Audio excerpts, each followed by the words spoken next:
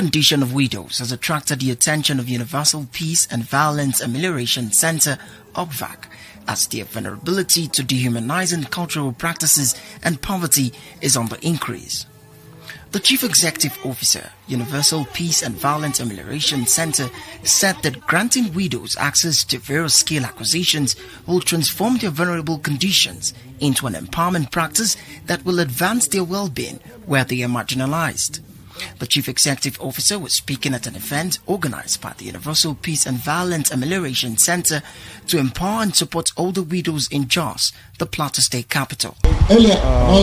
Why I actually reached out to this particular set of people is because most times they are neglected in the community. Most people don't actually look at the older widows in the country. Even outside the country, in fact, one of the new conventions from the United Nations is to promote older persons' bill and rights.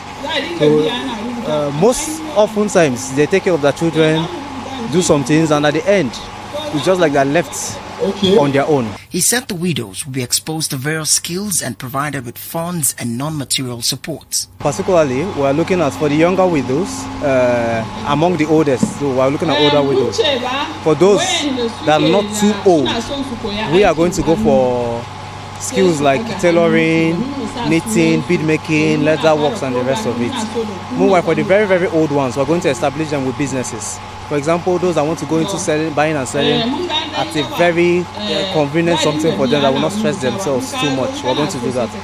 For the others that are too old that we know we cannot do anything, they cannot go into skills, we're going to empower them with some amount of money. Meanwhile, 7 older widows above the age of 80 were given gifts.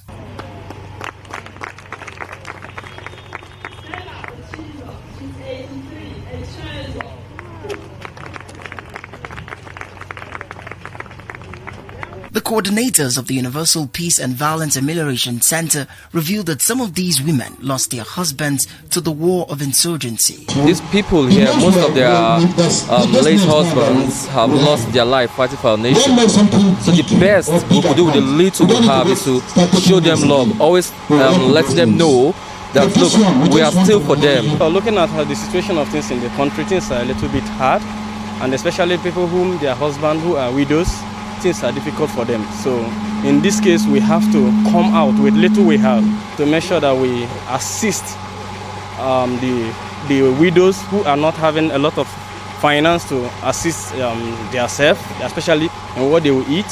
Some of the widows who spoke with Silverburn Television were elated about the development, adding that it will provide them with the means of supporting themselves and their families. The importance is bringing widows. They are now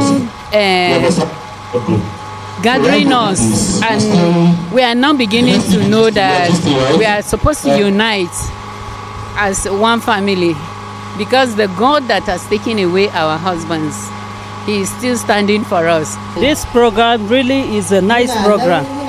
A widow, you know, in the society, once your husband died, they see you as there is a stigmatization that is there as if it's a sickness itself.